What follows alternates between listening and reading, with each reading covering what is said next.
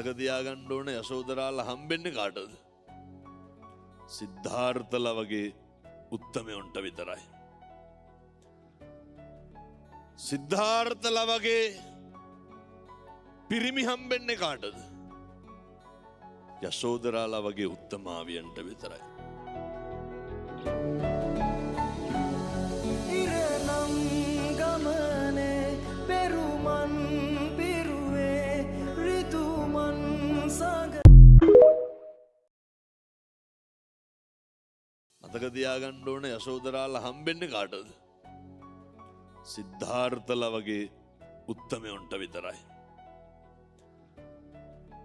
සිද්ධාර්ථලා වගේ පිරිමි හම්බෙන්නේ කාටද? යශෝදරාලා වගේ උත්තමාවියන්ට විතරයි.